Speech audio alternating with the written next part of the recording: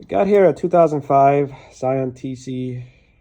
It cranks, it does not start, has no power at the fuel pump, and it does not have any spark either. A couple of things to look for is, first thing, you gotta check and make sure that your mobilizer is working, that your key is the right key. This is a fine example of that could be the problem.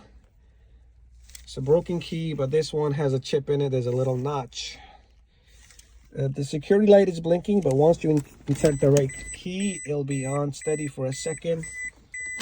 And that's how you know that the key is programmed to the ECM. The other thing you have to check and see, which in my case is the check engine light.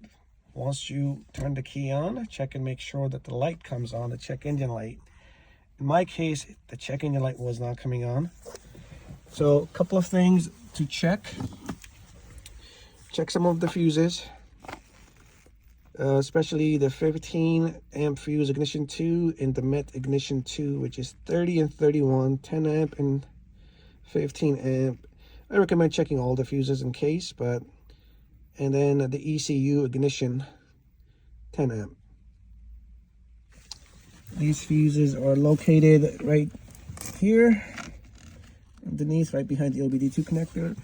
And with this, before I had my other Autel scan tool linked, and it would not communicate with the ECM.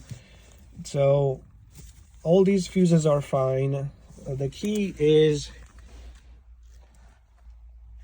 working properly.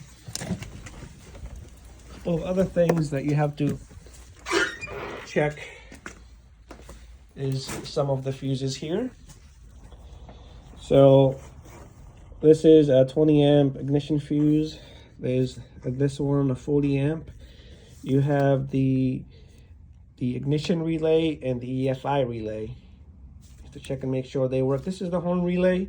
So what I usually do is I switch them, honk the horn, see if that works, and that's how you know that the relay is working. Or you just tap on them sometimes if they're stuck. They might work, but that's like one of the ways without the checking without any tools in hand. They were fine.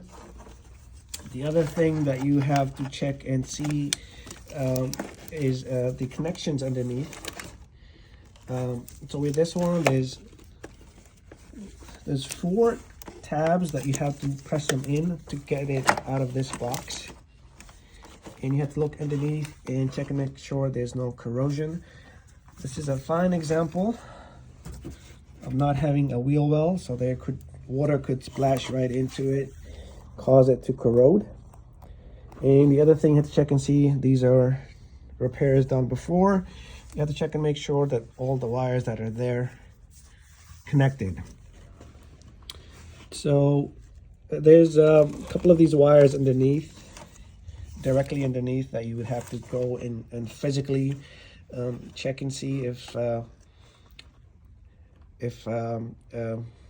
they're corroded, if they're broken or loose. So with Mike, in this case, with me, I have a friend of mine. He was in the car, and I was wiggling the wires while he would look at the light and see if that comes on. So in this case, it was the 40 amp fuse. It was the wire was loose underneath. There was no corrosion. Somehow there was no corrosion, but the wire was loose. And we took out the fuse, and this was the fuse that came out. It looked a bit corroded, but it wasn't blown. So we replaced the fuse, and the check engine light illuminates now, and the car starts.